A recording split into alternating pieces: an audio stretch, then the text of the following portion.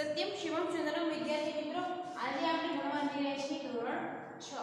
વિષય છે વિજ્ઞાન. વિષયાંક છે ચેપ્ટર નંબર 14, બરાબર? પાણી. હવે આના આગળના સેશનમાં આપણે જોઈ ગયા હતા જળચક્ર વિશેની માહિતી, બરાબર? એમાં આપણે પાણી અદૃશ્ય થવાની એક યુક્તિ હતી એના વિશે ચર્ચા કરી હતી, બરાબર?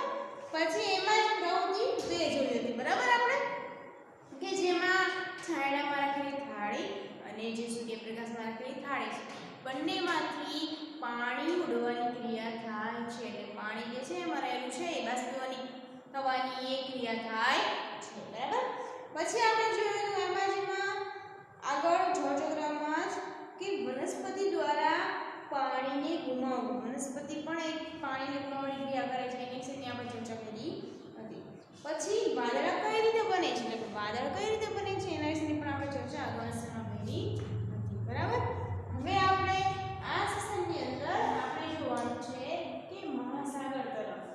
હવે આપણે મહાસાગરોની વાત જે છે એ જોવાની છે, બરાબર? તો એ જોઈએ તો મહાસાગર તરફ શું કહે છે? વરસાદ તથા બરફ સ્વરૂપે પૃથ્વીના વિવિધ ભાગોમાં આવેલ પાણીનું શું થાય છે? હવે આપણે જળચક્ર દ્વારા જોયું કે પાણી જે છે એ વરાળ બનીને છે આકાશમાં જાય છે, બરાબર? એ ત્યાં ઠંડી પડે છે, ઘનીભવનની ક્રિયા દ્વારા એ પાછું પાણી સ્વરૂપે ધરતી ઉપર પડે છે, જમીન પર પડે છે. પાણી વરસાદ તથા બરફ સ્વરૂપે પૃથ્વીના વિવિધ ભાગોમાં આવેલું જે પાણી છે એનું શું થાય છે તો કે બધી જ ભૂસપાટી મહાસાગરોની સપાટીથી ઊંચી છે. આપણને ખ્યાલ છે ભૂસપાટી એટલે કે જમીન પરની સપાટી, બરાબર? એટલે બધી જ જમીન પરની સપાટી છે એ મહાસાગરો જે છે એની સપાટી કરતાં ઘણી બધી ઊંચી છે, બરાબર? હવે વરસાદ તથા બરફના સ્વરૂપે ભૂમિ પર પડેલ મોટા ભાગનું પાણી મહાસાગરોમાં પાછું ચાલ્યું જાય છે. તે વિવિધ રીતો દ્વારા થાય છે. હવે આ વરસાદ દ્વારા જે ધરતી ઉપર પાણી પડ્યું છે, બરાબર? પૃથ્વી પર પાણી પડ્યું છે બરફ સ્વરૂપે પણ કે પછી વરસાદ સ્વરૂપે, બરાબર? એનું શું થાય છે તો કે ભૂમિ પર પડેલા મોટા ભાગનું પાણી જે છે એ મહાસાગરો તરફ પાછું ચાલ્યું જાય છે. કેમ કે જે મહાસાગરો જે છે એનું સ્તર જે છે એના કરતાં આપણી બીજી જે જમીન છે એનું સ્તર કેવું છે? ઊંચું છે, બરાબર? અને તે વિવિધ રીતો દ્વારા થાય છે. પર્વતો પર રહેલો બરફ ઓગળીને પાણી બને છે. તમને ખ્યાલ છે કે પર્વતો પર રહેલું જે બરફ જે છે એ સૂર્યપ્રકાશને લીધે એ પાણીમાં પીગળી અને પાણી બને છે. આ પાણી પહાડો પરથી ઝરણા તથા નદીઓ સ્વરૂપે નીચે આવે છે. અને આ બરફનું થયેલું પાણી જે છે, બરાબર, એ ઝરણાઓ તથા નદીઓ સ્વરૂપે પહાડ પરથી નીચે આવે છે. કેટલુંક પાણી જે વરસાદ સ્વરૂપે ભૂમિ પર પડે છે તે પણ નદીઓ અને ઝરણાઓના સ્વરૂપે વહી જાય છે. અને કેટલુંક પાણી છે જે વરસાદ સ્વરૂપે ભૂમિ પર પડે છે એ પણ નદીઓ અને ઝરણાઓના સ્વરૂપે વહી જાય છે, બરાબર? મોટા ભાગની નદીઓ ભૂમિ પર લાંબુ અંતર કાપીને અંતમાં મહાસાગરમાં ભળી જાય છે. કેવું થાય છે? આપણે જેમ નદીઓ આવતી હોય એમ નાની નદીઓ જે છે એ મોટી નદીઓને મળતી એમ કરતાં મોટી નદીઓ છે એ આગળ વધતી જાય અને ધીમે ધીમે એ લાંબા અંતર કાપી અને એ મહાસાગરમાં મળી જાય છે, બરાબર? તથા કેટલીક નદીઓનું પાણી સરોવરમાં વહી જાય છે અને ઘણી બધી નદીઓનું પાણી ક્યાં કીધું સરોવરમાં પણ વહી જાય છે. વરસાદનું પાણી સરોવર તથા તળાવોને ભરી દે છે. અને આ વરસાદનું પાણી છે એ કોને ભરી દે છે? કે સરોવર અને તળાવોને ભરી દે છે. આપણો પ્રશ્ન એવો હતો આની અગાઉ કે તળાવો અને જે નદીઓ છે, કુવાઓ છે, બરાબર, આ બધું જે છે એમાં પાણી ક્યાંથી આવે છે? તો એ વરસાદ સ્વરૂપે આવે છે, બરાબર? વરસાદ દ્વારા જે પાણી પડે છે એના દ્વારા નદીઓ, સરોવરો, કુવાઓ બધું ભરાઈ જાય છે. વરસાદના પાણીનો કેટલોક ભાગ ભૂમિ દ્વારા શોષાઈ જાય છે. અને આ વરસાદ દ્વારા જે પાણી પડે છે એનો ઘણો બધો ભાગ જે પાણીનો છે એ ભૂમિ દ્વારા શોષાઈ જાય છે, એટલે કે જમીનની અંદર ઉતરી જાય છે. અને માટીમાં વિલુપ્ત થઈ જાય છે, એટલે માટીમાં એ પાણી છે એ અંદર ઉતરી જાય છે. અને આ પાણીનો કેટલોક ભાગ બાષ્પીભવન અથવા બાષ્પીભવન દ્વારા પુનઃ વાતાવરણમાં ચાલ્યો જાય છે.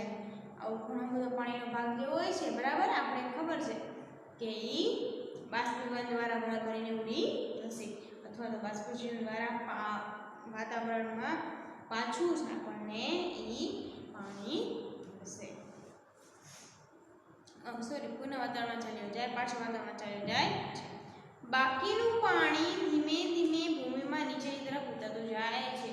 જે બાકીનું પાણી છે એ ધીમે ધીમે એક જગ્યાએ ધારો કે માટીવાળો વિસ્તાર છે ત્યાં પાણી ભરાઈ ગયું તો તમે ત્યાં 2 કે 3 કલાક પછી જોશો તો એ પાણી ધીમે ધીમે કરતું જમીનની અંદર ઉતરી ગયેલું હશે, બરાબર, એટલે ઉતરી જાય છે. અને આ પાણીમાંથી મોટા ભાગનું પાણી આપણને શેના સ્વરૂપે મળે છે? ભૂગર્ભ જળ સ્વરૂપે પ્રાપ્ત થઈ જાય છે. જે જમીનમાં ઉતરેલું પાણી છે, બરાબર, એનો ઘણો બધો ભાગ જે છે એ આપણને ભૂગર્ભ જળ સ્વરૂપે પ્રાપ્ત થાય છે, બરાબર. હવે કુવાઓનું ભરણ પોષણ ભૂમિજળ દ્વારા થાય છે. એટલે કે કૂવો શેના દ્વારા ભરાય છે? તમને ખ્યાલ છે કે કૂવો છે ખૂબ જ ઊંડો હોય છે, જમીનમાં ઊંડે સુધી હોય છે, એટલે નીચે સુધી હોય છે, એટલે કે જમીનની અંદર જે ભૂગર્ભ જળ રહેલું છે, બરાબર, ભૂ એટલે જમીન અને ગર્ભ એટલે એની અંદર અને જળ એટલે રહેલું જળ, બરાબર.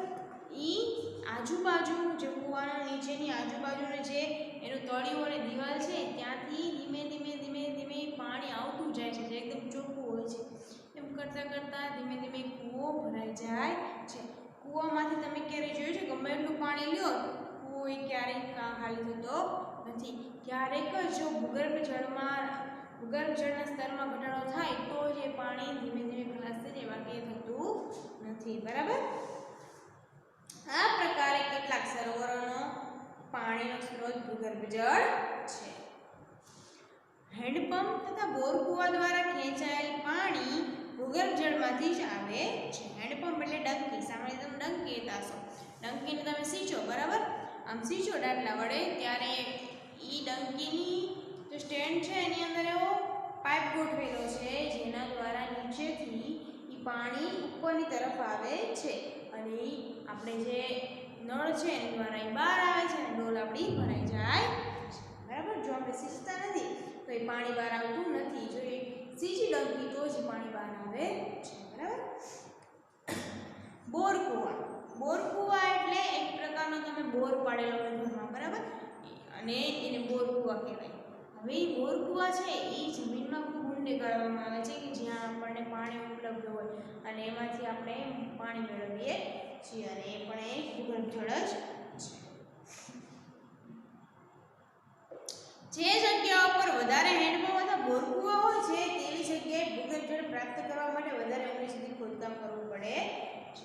વિદ્યાર્થી મિત્રો, હવે એક સોસાયટીમાં, બરાબર, ધારો કે 10 ઘર હોય, 10 ઘરમાંથી 5ના ઘરે વધારેમાં વધારે 5ના ઘરે બોર કૂવા હોય અથવા તો ડંકી હોય તો સામાન્ય રીતે 10 ઘરમાંથી 5ના ઘરના લોકો તો વધારેમાં વધારે જમીનમાં રહેલું ભૂગર્ભ જળ, કેમ કે હેન્ડપંપમાં રહેલું એટલે કે ડંકીમાં પાણી આવે એ પણ જમીનની અંદરથી જ આવે, બોરમાં પાણી આવે એ પણ જમીનમાંથી જ આવે, એટલે 5 ઘરના લોકો જે છે એ ધીમે ધીમે વપરાશ વધારતા જ જશે, બરાબર. એટલે એટલા વિસ્તારમાં શું થશે, જે જમીનની અંદર પાણી રહેલું છે એ એટલા વિસ્તારમાં ધીમે ધીમે ખૂટતું જશે, બરાબર. એટલે એના સ્તર ધીમે ધીમે ભૂગર્ભ જળના સ્તર કેવા થશે, નીચે જતા જશે. એટલે આપણે ધીમે ધીમે એ જે છે ખૂબ ઊંડે સુધી આપણે જવું પડશે આપણે જે હેન્ડપંપ છે એમાં, બરાબર. પછી અમુક સમય એવો આવશે કે પછી અત્યારે જ્યારે અંદર 30 સેમી, બરાબર, ઊંડો ખાડો કરવી ધારો કે અને પાણી આવે છે તો ઘણા વર્ષો પછી કેવું થશે, આપણે 70 સેમી ઊંડો ખાડો કરવો પડશે, કેમ કે પછી ધીમે ધીમે ભૂગર્ભમાં રહેલું જળ જે છે એનું સ્તર ખૂબ નીચે જતું રહે છે, એટલે આપણે ઊંડો ખાડો કરવો પડે છે. વધારે પડતા ઉપયોગથી ભૂગર્ભ જળમાં થતો ઘટાડો એક ચિંતાનો વિષય છે. જેમ જેમ આપણે પાણીનો વધારે વપરાશ કરશું એમ જે જમીનમાં રહેલું જળ છે એ ઘટતું જશે અને એક ચિંતાનો વિષય છે કે અમુક સમય એવું નથી કે જમીનમાં રહેલું જળ છે બરાબર. પહેલી એક ચિંતાને તમારી સાથે રજૂ કરવા માંગે છે. એવા વિસ્તારોમાં જ્યાં વનસ્પતિઓની સંખ્યા ઓછી છે અથવા તો બિલકુલ નથી તેવા વિસ્તારોમાં વરસાદનું પાણી ઝડપથી વહી જાય છે. ઘણા બધા એવા વિસ્તાર છે જ્યાં જમીન કોન્ક્રીટથી ઢંકાયેલી હોય છે. એવી જમીનમાં પાણીનું ઉતરણ ઘણું ઓછું થાય છે. શું કહે છે? આ પહેલી આપણે થોડીક એવી પ્રશ્નોની જે મૂંઝવણ છે રજૂ કરે છે કે જે વિસ્તારોમાં ખૂબ ઓછા વૃક્ષો વાવેલા છે એ વિસ્તારોમાં જે વરસાદનું પાણી જે જમીન ઉપર પડે છે એ જલ્દીથી વહી જાય છે. જલ્દીથી જે જમીન ઉપર વહી જાય છે બરાબર પાણી, એટલે જમીનનું ધોવાણ બહુ જ વધારે થાય છે. એટલે જે જમીનનું ધોવાણ વધારે થાય બરાબર, એ જમીન જે છે એ પાક લાયક હોતી નથી, એટલે કે એ ફળદ્રુપ રહેતી નથી. પછી આપણે ત્યાં જમીનનું ધોવાણ થઈ ગયેલું છે ત્યાં આપણે કોઈ પાક ઉગાડવો હોય તો એ ઉગી શકતો નથી. એટલે જમીનનું ધોવાણ થતું અટકાવવા માટે આપણે વધારેમાં વધારે વૃક્ષો વાવવા જોઈએ બરાબર એમ કહે છે. અને કોન્ક્રીટ એટલે કે આપણે સામાન્ય રીતે ડામરના રોડ છે, સિમેન્ટના રોડ છે, આને કોન્ક્રીટ કહેવાય બરાબર. હવે આવા જે રોડ છે વરસાદનું પાણી એના ઉપર પડશે રોડ પર બરાબર, પણ જમીનની અંદર એટલી સરળતાથી નહીં ઉતરે જેટલું માટીવાળી જમીન છે એની અંદર ઉતરી જશે બરાબર. એટલે જે કોન્ક્રીટ એટલે કે જે સિમેન્ટ અને ડામરવાળા જે રોડ છે એ રોડવાળા વિસ્તાર છે એ જમીનમાં પાણી ઉતરતા બહુ વાર લાગે છે, બહુ લાંબો સમય લાગે છે અને ખૂબ ઓછા પ્રમાણમાં જમીનની અંદર ઉતરે છે પાણી, જેનાથી ભૂગર્ભજળની ઉપલબ્ધતા ઓછી થાય છે. હવે જો પાણી જમીનની અંદર ઉતરશે જ નહીં બરાબર, તો આપણને ભૂગર્ભ એટલે જમીનની અંદર પાણી મળશે નહીં બરાબર. ઉતરે નહીં તો પછી મળે કેમ? જેટલું પાણી વરસાદ દ્વારા જમીનની અંદર શોષાય એટલું જ વધારેમાં વધારે ભૂગર્ભ જળ આપણને મળી શકે, ભૂગર્ભ જળના સ્તરમાં વધારો થઈ શકે. અને જેટલું ઓછું પાણી જમીનની અંદર શોષાશે એટલું જ ઓછું આપણે ભૂગર્ભ જળ મળશે અને એટલો જ આપણે ચિંતાનો વિષય બનશે બરાબર. વરસાદના વહેતા પાણી સાથે જમીનનું ઉપરનું પડ પણ તણાઈ જાય છે. મેં કીધું ને કે વરસાદના વહેતા પાણી સાથે શું થશે? જમીન ઉપરનું પડ એટલે કે જમીનનું ધોવાણ થઈ જશે, ઉપરનું પડ છે એ તણાઈ જશે. અને હવે આપણે એ જાણીએ છીએ કે જમીનની સપાટી પર રહેલ વરસાદરૂપી પાણી મહાસાગરમાં પાછું પહોંચી જાય છે. અને આપણે જે આ પાણી વરસાદનું આપણા રોડ ઉપર કે રસ્તા ઉપર કે ધાબા ગમે ત્યાં હોય છે બરાબર, ધીમે ધીમે ક્યાં જશે? એ મહાસાગરને મળશે બરાબર. એટલે આ પ્રકારે પાણી પૃથ્વીની ઉપરની સપાટીથી બાષ્પ સ્વરૂપે વાતાવરણમાં જાય છે. અને આ જ પ્રકારે આ પાણી છે એ પૃથ્વીની ઉપરની સપાટીથી બાષ્પ સ્વરૂપે વાતાવરણ પાછું જાય છે મહાસાગરમાંથી. પાણી વરસાદ, કરા તથા બરફના સ્વરૂપે પુનઃ આવે છે અને એ જ પાણી પાછું આપણે વરસાદ અથવા કરા સ્વરૂપે પાછું, બરફ અથવા કરા સ્વરૂપે પાછું ફરી પાછું આવે છે અને અંતમાં મહાસાગરોમાં પહોંચે છે. અને પાણીના આ પ્રકારના ચક્રને જળચક્ર કહે છે. અને આ ક્રિયા ચાલુ રહે છે. પહેલાં તો મહાસાગરનું પાણી છે વરસાદ બનીને જશે ઉપર, વરાળ, મહાસાગરનું પાણી છે સૂર્યપ્રકાશની એના ઉપર પડશે બરાબર, સમુદ્રના પાણી ઉપર એટલે ગરમ થશે, પછી બાષ્પ એટલે કે વરાળ બનીને વરાળ જે છે એ ઉપર જશે, પછી ઠંડી પડશે, પછી વાદળા બંધાશે, પછી ધીમે ધીમે પાણીના બૂંદ બનશે અને વરસાદ પડશે. ઘનીભવન દ્વારા ઠંડુ પડે એટલે પછી વરસાદ પડશે અથવા તો કરા સ્વરૂપે અથવા બરફ સ્વરૂપે આપણા જમીન પર પડશે. પછી એ પાણી જ્યાં બધે જ પડે છે એમાંથી બધું વહી મોટે ભાગનું પાણી વહી અને મહાસાગરને પાછું મળશે. મહાસાગરને મળશે ફરી પાછું એનું બાષ્પીભવન થશે એટલે કે એની વરાળ બની અને પાછી ઉપર જવાની ક્રિયા થશે. આ રીતે આપણને ઉનાળામાં ઈ જે સમુદ્ર છે એમાં જે પાણી ગરમ થશે એટલે બાષ્પીભવનની ક્રિયા થશે, પછી ધીમે ધીમે વાદળા બંધાશે, પછી ચોમાસામાં આપણને એ જ વર્ષે સ્વરૂપે પાછું મળશે. અને આ ક્રિયા એમની ચાલુ રહે એટલે શું કહેવાય? જળચક્ર કહે છે. સમુદ્ર તથા જમીનની વચ્ચે આ જળચક્ર નિરંતર પ્રક્રિયા છે એટલે કે આ ચાલુ રહેનારી પ્રક્રિયા છે. આ જમીન પર પાણીની જરૂરિયાતને જાળવી રાખે છે અને આ પ્રક્રિયા છે એ જમીન પર પાણીની જરૂરિયાત જે છે એને એમને જાળવી રાખે છે બરાબર.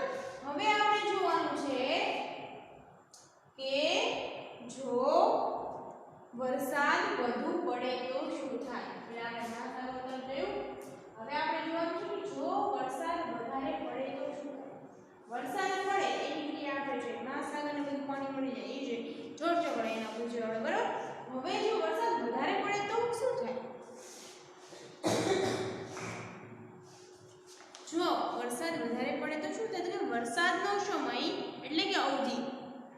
તથા માત્રા બરાબર વિવિધ સ્થળોએ જુદી જુદી હોય છે.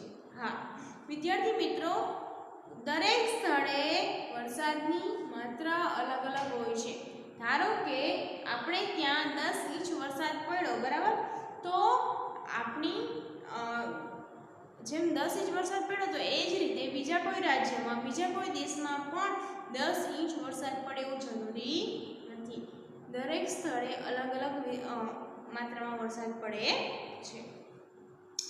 વિશ્વના કેટલાક ભાગોમાં સમગ્ર વર્ષ દરમિયાન વરસાદ પડે છે અને તમને ખ્યાલ છે કે જમ્મુ કાશ્મીર વાળા વિસ્તારમાં બરાબર દરરોજ વરસાદ પડે છે. ત્યાં કેવું હોય છે જમ્મુ કાશ્મીરમાં?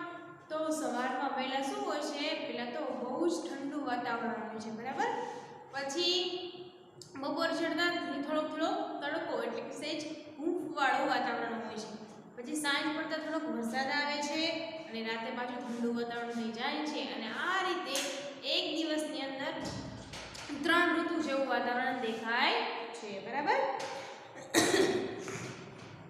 જ્યારે એવા પણ સ્થાન છે કે જ્યાં વરસાદ કેટલાક દિવસો માટે જ પડે છે અને એવા પણ ઘણા બધા સ્થળો છે જ્યાં વરસાદ અમુક દિવસો સુધી જ પડે છે બરાબર. જેમ કે રાજસ્થાનમાં બહુ ઓછો વરસાદ પડે છે બરાબર, અને આપણા દેશમાં મુખ્યત્વે વરસાદ ચોમાસામાં જ પડે છે અને આપણા દેશમાં વરસાદ ક્યારે? ફક્ત ને ફક્ત ચોમાસામાં જ પડે છે. મુખ્યત્વે ઉનાળાના ગરમ દિવસો પછી વરસાદ આપણને રાહત પહોંચાડે છે. આપણને ખ્યાલ છે કે ઉનાળાના દિવસો દરમિયાન આપણે બહુ જ ગરમીનો સામનો કર્યો હોય બરાબર, બહુ જ ગરમી અનુભવી હોય, પછી આપણને વરસાદ એટલે કે ચોમાસામાં વરસાદ પડે અને આપણને ઠંડકનો અનુભવ થાય છે એટલે રાહત આપણને મળે છે. મોટા ભાગના પાકની રોપણીનો આધાર વરસાદ પર રહેલો છે. હવે ઘણી બધા પાક એવા છે કે જે ચોમાસામાં પાકે છે, કેમ કે કોઈ વનસ્પતિ કે પાકને ઉગાડવો હોય તો આપણે પાણીની જરૂર પડે બરાબર, એટલે ઘણા બધા પાક જે છે એની રોપણી એનો આધાર શેના ઉપર છે? વરસાદ ઉપર છે. જ્યારે વરસાદ પડશે ત્યારે એ પાક સારો એવો થશે, એટલે એ વરસાદ એટલે ચોમાસામાં વાવવામાં આવે છે બરાબર. પરંતુ અત્યંત વધારે વરસાદથી ઘણી બધી સમસ્યાઓ ઉત્પન્ન થાય છે. પણ વરસાદ પડે એનું કોઈ પ્રોબ્લેમ નથી, પણ વધારે પડે અત્યંત તો એનાથી ઘણી બધી સમસ્યાઓ ઉત્પન્ન થાય છે. કે ભારે વરસાદથી નદીઓ, સરોવરો તથા તળાવોના જળસ્તર વધી જાય છે.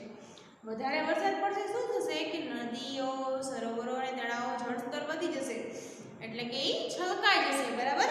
તેવું થવાથી પાણી એક મોટા વિસ્તારમાં ફેલાઈને પૂરમાં પરિણમે છે અને આવું થશે, જળસ્તર વધી જશે તો શું થશે કે પાણી એક મોટા વિસ્તારમાં ફેલાય અને એ એક પૂરમાં પરિણમે છે.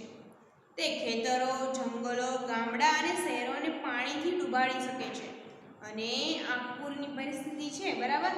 પૂર આવવાથી ખેતરો, જંગલો, ગામડા અને શહેરોને પાણીથી એ ગામડાઓ ડૂબી જાય છે.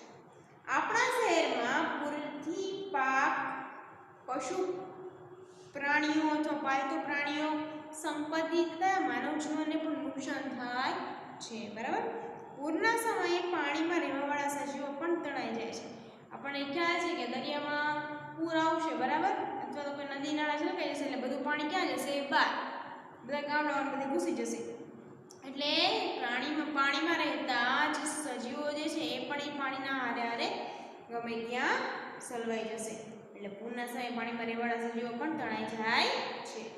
પછી જ્યારે પૂરનું પાણી ઓછું થાય છે ત્યારે આ પાણીમાં રહેવાવાળા સજીવો જમીનવાળા ભાગો પર ફસાઈ જાય છે અને પછી શું થશે? એ પાણી વગર જીવી નહીં શકે એટલે શું થશે? એમનું મૃત્યુ પામશે બરાબર. અને વરસાદ જમીન પર રહેવાવાળા સજીવો પર પણ અસર કરે છે. વરસાદ વધારે પડશે તો જમીન પર રહેવાવાળા સજીવો અને પાણીમાં રહેવાવાળા સજીવો બંનેને નુકસાન થાય છે બરાબર. એટલે વધારે વરસાદ પડે તો આવી બધી મુશ્કેલીઓનો સામનો કરવો પડે છે.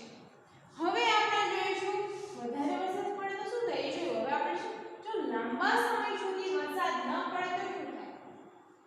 લાંબા સમય સુધી વરસાદ ન પડે તો શું થાય જોઈએ બરાબર. તો શું તમે કલ્પના કરી શકો છો કે કોઈ વિસ્તારમાં 1 વર્ષ કે તેથી વધુ સમય માટે વરસાદ ન પડે તો શું થાય? હવે વિદ્યાર્થી મિત્રો આપણે વિચારીને આપણે ઉનાળો ચાલે છે બરાબર, હવે ચોમાસું જ્યારે આવશે ત્યારે આપણે આ વર્ષ દરમિયાન જો વરસાદ ન પડે તો શું થશે બધું જ સુકાઈ જશે, આપણો જે પાક છે એ ઉગી શકશે નહીં, બરાબર. આપણે પાણી માટે ઠેર ઠેર ભટકવું પડશે, બરાબર. પીવાલાયક પાણી મળશે નહીં, બરાબર. પછી બીજા કોઈ કામ માટે પણ પાણી આપણને મળશે નહીં. ઘણી બધી પરિસ્થિતિનો સામનો કરવો પડશે જે આપણે જોઈએ. બાષ્પીભવન દ્વારા જમીનમાંથી સતત પાણીનું ઘટ થાય છે, કારણ કે તે વરસાદ સ્વરૂપે પાછું નથી વળતું, એટલે જમીન સુકાઈ જાય છે. હવે જો લાંબા સમય સુધી વરસાદ ન પડે તો શું થશે? તો કે બાષ્પીભવન દ્વારા જમીનમાંથી સતત પાણીની ઘટ થશે, બરાબર. બાષ્પીભવન થવાની ક્રિયા દ્વારા પાણી જે છે બધું બરાબર બનીને ઉપર વહી જશે, પણ વરસાદ નહીં પડે એટલે પાણી ફરી પાછું આવશે. આપણે ખાલી આવી કલ્પના કરવાની છે, બરાબર. એટલે સતત જમીન ઉપર પાણી શું થાય ઘટ સર્જાશે, અને કારણ કે તે વરસાદ સ્વરૂપે પાછું નથી પડતું, કેમ કે વરસાદ નહીં પડે એટલે એ પાણી પાછું ફરશે નહીં, એટલે જમીન શું થશે ધીમે ધીમે સુકાઈ જાય છે. અને ભૂગર્ભ જળમાં જમીનમાં રહેલો જે પાણીનો જથ્થો છે એ પણ ઘટતો જાય છે, અને તેમાંથી દુષ્કાળ આવી શકે છે. દુષ્કાળ એટલે શું? તો કે લાંબા સમય સુધી વરસાદ ન પડે એને દુષ્કાળની પરિસ્થિતિ કહેવામાં આવે છે. દુષ્કાળની પરિસ્થિતિમાં ખોરાક અને ચારો પ્રાપ્ત કરવો મુશ્કેલ પડે છે, અને દુષ્કાળ પડશે એટલે ખોરાક ખાવા યોગ્ય કંઈ નહીં મળે અને ચારો પ્રાપ્ત કરવો મુશ્કેલ પડે છે, કેમ કે પાક જ નહીં થાય, બરાબર. તો આપણે ખાઈશું શું? અને ઘાસચારો પણ એ ઉગાડવો પડે ને, એ પણ ઉગશે નહીં તો આપણે ઢોર ઢાંખરને ખવડાવીશું શું, બરાબર. એટલે એ મુશ્કેલ પડે છે પ્રાપ્ત કરવો. કદાચ તમે આવા દેશ કે વિશ્વના કોઈ ભાગમાં પડેલ દુષ્કાળ વિશે સાંભળ્યું હશે.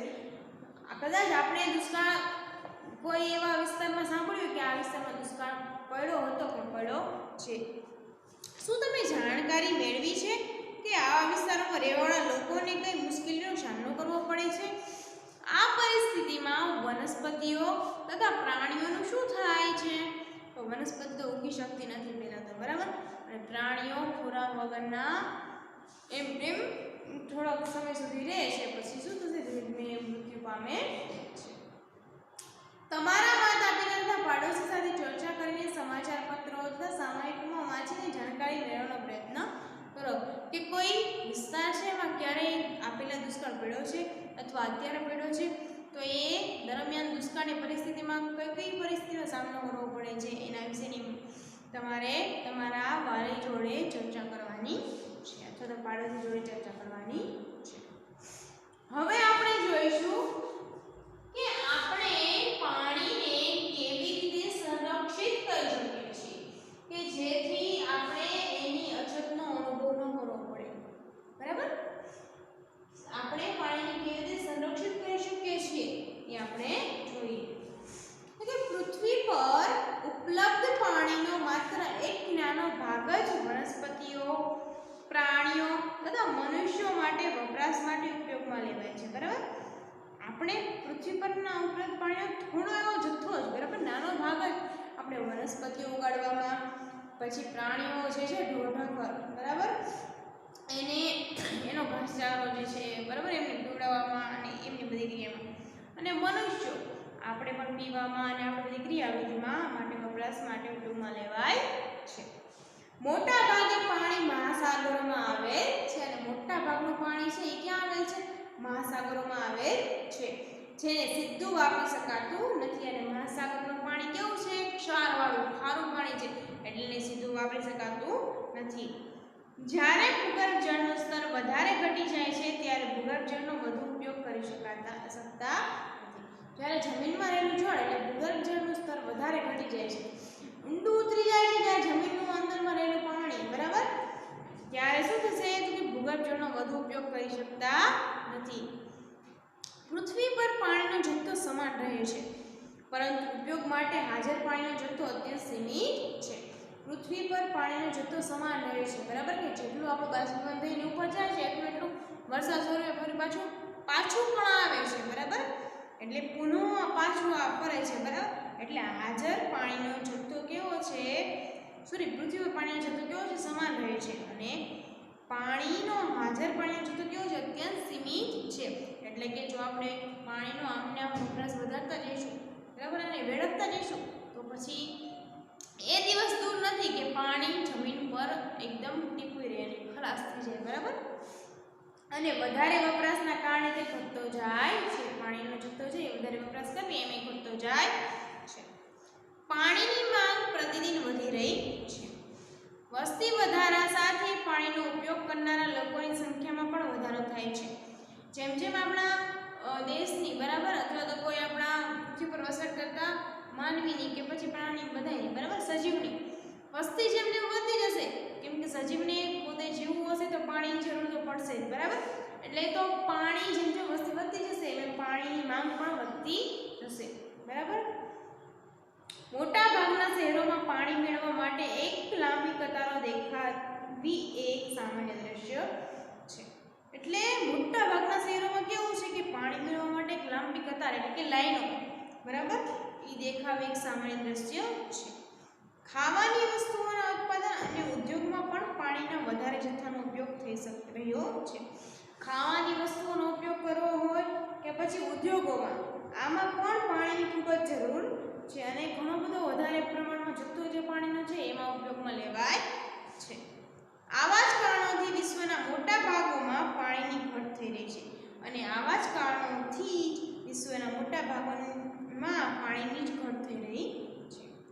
આથી એ આવશ્યક છે કે પાણીનો પૂર્ણ ઉપયોગ કરવામાં આવે તો કરવો જોઈએ. આપણે સાવચેતી રાખવી પડશે જેનાથી પાણીનો બગાડ ન થાય, બરાબર. હવે જો આપણે સાચવીને પાણી નહીં વાપરીએ, બરાબર, તો એ દિવસ દૂર નથી કે આપણે પાણી વગર પણ જીવવું પડે અને ધીમે ધીમે આપણે જીવી શકીએ ને એનું મૃત્યુ પામશે, બરાબર. હવે આપણે જોઈશું વરસાદી પાણીનો સંગ્રહ, બરાબર. એટલે કે વરસાદી પાણી જે છે એનો સંગ્રહ કઈ રીતે થાય છે અથવા આપણે કઈ રીતે કરવાનો, બરાબર. તો વરસાદના પાણીનો સંગ્રહ કરવો તથા તેનું સંગ્રહણ કરીને પછી તેનો ઉપયોગ કરવો તે પાણીની ઉપલબ્ધતામાં વધારો કરવાનો એક સારો ઉપાય છે, બરાબર. એટલે કે વરસાદ દ્વારા જે પાણી આપણા ધરતી ઉપર પડે છે, બરાબર, પૃથ્વી ઉપર પડે છે, એ પાણીનું આપણે ભેગું કરવું અથવા તો તે ભેગું કરી અને આપણે ઉપલબ્ધતામાં, એટલે પાણીની જે આપણે આવશ્યકતા છે, ઉપલબ્ધતા છે, એમાં વધારો કરવો, બરાબર, એક સારો ઉપાય છે, બરાબર. આ ઉપાયથી વરસાદના પાણીને એકત્રિત કરવાને વરસાદી પાણીનો સંગ્રહ કહે છે અને આ ક્રિયાને શું કહે છે? જે વરસાદનું પાણી છે એને આપણે એકત્રિત કરવું તો ભેગું કરીને રાખી, બરાબર, અને સંગ્રહ કરવો એટલે વરસાદી પાણીનો સંગ્રહ કરવો એવું કહેવાય છે. વરસાદી પાણી સંગ્રહણનો મુખ્ય હેતુ એ છે કે પાણી જ્યાં પડે ત્યાં જ એકત્રિત કરવું, બરાબર. અને આ જે છે વરસાદી પાણીનો સંગ્રહ એનો મુખ્ય હેતુ શું છે કે ધારો કે આપણા ઘર પર ધાબુ છે, એટલા વિસ્તારમાં જેટલું પાણી વરસાદ દ્વારા પડ્યું, હવે આપણે એ જ પાણીને આપણા જ વિસ્તારમાં સંગ્રહ કરી, બરાબર, એવો આનો હેતુ છે. વરસાદના એ પાણીનું શું થાય છે જે એવા વિસ્તારોમાં પડે છે જ્યાં મોટા ભાગે કોન્ક્રીટના રસ્તાઓ અને મકાનો હોય છે. વરસાદના એ પાણી શું થાય છે કે જ્યાં જે વિસ્તારમાં મોટા ભાગે કોન્ક્રીટ એટલે કે સિમેન્ટના અને કપચીથી બનેલા રોડો છે, બરાબર, રસ્તાઓ છે અને મકાનો હોય છે, તો તે નાળાઓમાં વહી જાય છે અને એ પાણી જે છે એ ધીમે ધીમે ક્યાં વહી જાય છે? સિમેન્ટવાળા અને કપચીવાળા જે રોડ છે એ રસ્તા પર જે પાણી છે એ એકદમ જમીનની અંદર બહુ વધારે ઉતરી શકતું નથી એટલે ક્યાં જશે? નાળાઓમાં વહી જાય છે, ખરું ને? આ પ્રકારે વરસાદના પાણીનો કેટલોક ભાગ વહીને નદીઓ અથવા સરોવરો સુધી પહોંચી જાય છે અને આ જ રીતે આ વહી ગયેલું પાણી છે ધીમે ધીમે ક્યાં જાય? નદીઓ, સરોવરો આમાં જતું રહે છે. વહી નદીઓ અથવા સરોવરો સુધી પહોંચી જાય છે. તે અત્યંત દૂર હોય છે, આથી જમીનમાં ન ઉતર્યું હોવાથી આવા પાણીને ઘરોમાં પાછું લાવવા માટે ખૂબ પ્રયાસ કરવાની આવશ્યકતા હોય છે. અને આ નદીઓ, સરોવરો કેટલા હોય છે? કેટલા બધા દૂર હોય છે, તેથી પાણી જમીનમાં ન ઉતર્યું હોવાથી આ દૂર હોય છે, બરાબર, એટલે અહીંયા વહી જાય છે.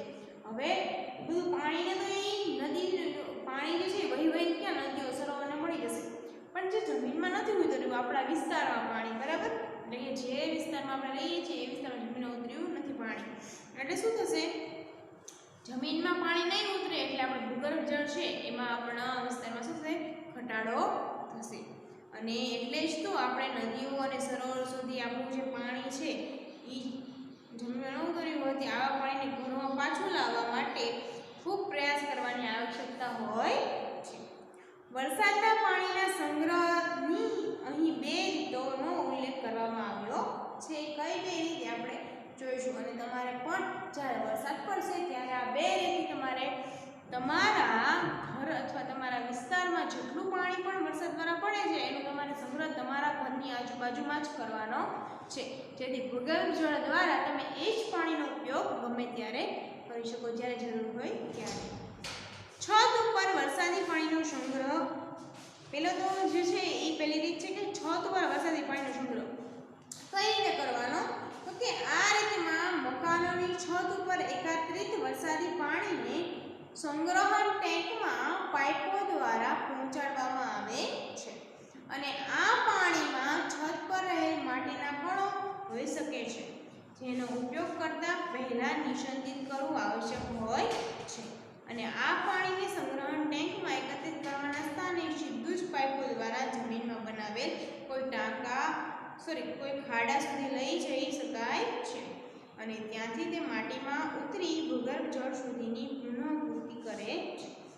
વિદ્યાર્થી મિત્રો, અહીંયા તમને 14.13 આકૃતિમાં દર્શાવ્યું છે કે છત ઉપર જે પાણી પડે છે વરસાદ દ્વારા, બરાબર, અથવા તો કોઈ ધાબા ઉપર, એની ઘરની બાજુમાં એક નાનો એવો ખાડો બનાવ્યો છે. હવે જે વરસાદનું પાણી જે ધાબા પર પડે છે એ બધું પાણી ભૂંગળામાંથી વહીને એક ખાડામાં એની પાઇપલાઇન ગોઠવી છે, બરાબર, એટલે એમાં જાય છે. પછી એ પાણી જે છે એની દ્વારા એમાં રહેલા માટીના કણ ને બધું હોય છે એ સેજ ફિલ્ટર થઈ અને બાજુમાં એક મોટો ટાંકો બનાવેલો છે. એમાં એ 2 ટાંકા વચ્ચે એક લાઈન ગોઠવી છે જે નાના ટાંકામાંથી મોટા ટાંકામાં પાણી જાય છે અને મોટા ટાંકામાંનું પાણી છે એ ધીમે ધીમે જમીનની અંદર ઉતરતું જાય છે. એનું સંગ્રહણ ભૂગર્ભ જળ દ્વારા થાય છે અને એ આપણે ફરી પાછું એને ઉપયોગમાં લઈ શકીએ છીએ. એક બીજો વિકલ્પ છે કે રસ્તાની બાજુ પર બનાવેલ નાળાઓમાંથી પાણી સીધું જમીનમાં પહોંચાડી દેવું જોઈએ. અને બીજો વિકલ્પ એવો છે કે રસ્તાની બાજુ ઉપર બનાવેલ નાળાઓમાંથી, રસ્તાની બાજુમાં આપણે નદી નાળા બનાવ્યા હોય, બરાબર, એમાંનું પાણી છે એ સીધું જમીનમાં પહોંચાડી દેવું જોઈએ. ધારો કે આપણી બાજુમાં આપણે એક નાળા જેવું નદી જેવું બનાવ્યું છે, બરાબર, ખાડા જેવું, એમાં પાણી ભરાશે, બરાબર, પછી એમાં થોડા સમય રહે પછી એની પાણી જમીનમાં ઉતરી જાય, બરાબર, જેથી કરીને આપણી આટલા જ વિસ્તારમાં જ્યાં રહીએ છીએ એટલા જ વિસ્તારમાં જમીનમાં એ ભૂગર્ભ જળ તરીકે આપણે પાછું મેળવી શકીએ, બરાબર, એ ભૂમિને આગળ વહી જાય નહીં, બરાબર. હવે આપણે હોમવર્ક જોઈએ, બરાબર. શું છે હોમવર્ક? આપણે જોઈએ. પહેલો પ્રશ્ન છે કે ભારે વરસાદ લાંબો સમય ચાલુ રહે તેને શું કહે છે? તો વિદ્યાર્થી મિત્રો, આ પ્રશ્ન જે છે એમાં આપણને ખ્યાલ છે કે ભારે વરસાદ લાંબો સમય સુધી ચાલુ રહે તો શું કહેવાય? અતિવૃષ્ટિ. શું કહેવાય? અતિવૃષ્ટિ, બરાબર. જે આપણે પૂરની પરિસ્થિતિ સર્જાય, બરાબર, જ્યારે. પછી બીજો પ્રશ્ન છે કે સરોવરમાં પાણી ક્યાંથી આવે છે? સરોવર જે છે એમાં પાણી વરસાદ સ્વરૂપે આવે છે, આપણે જોયું, બરાબર. પછી ત્રીજો પ્રશ્ન છે કે કુદરતમાં પાણી કયા કયા સ્વરૂપે અસ્તિત્વ ધરાવે છે? કુદરતમાં એક તો વરાળ સ્વરૂપે, બરાબર, બીજું છે બરફ સ્વરૂપે, બરાબર, અને ત્રીજું છે પાણી એકદમ પ્રવાહી. એટલે કયું ઘન, પ્રવાહી અને વાયુ, આ 3 સ્વરૂપે આપણને પાણી આ પૃથ્વી ઉપર કુદરતમાં જોવા મળે છે. પછી આપણે વ્યાખ્યા છે કે ભૂગર્ભ જળ. તો કે વરસાદના પાણીનો કેટલોક ભાગ ભૂમિ દ્વારા શોષાય જમીનના નીચેના ભાગે એકત્રિત થાય છે. તે એકત્રિત થયેલા પાણીના જથ્થાને ભૂગર્ભ જળ કહેવામાં આવે છે, બરાબર. આપણે જો ભૂ એટલે જમીન, ગર્ભ એટલે એની અંદર રહેલું, બરાબર, જળ એટલે પાણી. વરસાદનું જે પાણી છે એનો કેટલોક ભાગ જમીનની અંદર શોષાઈ જાય છે, બરાબર, અને એકત્રિત થયેલો જે જમીનની અંદર પાણીનો જથ્થો છે, બરાબર, એને આપણે શું કહીશું? ભૂગર્ભ જળ. હવે પાણીનો વિવેકપૂર્વક ઉપયોગ કરવો જોઈએ. હવે આ પ્રશ્ન જે છે એ વૈજ્ઞાનિક કારણ સ્વરૂપે તમારે આપવાનો છે, બરાબર.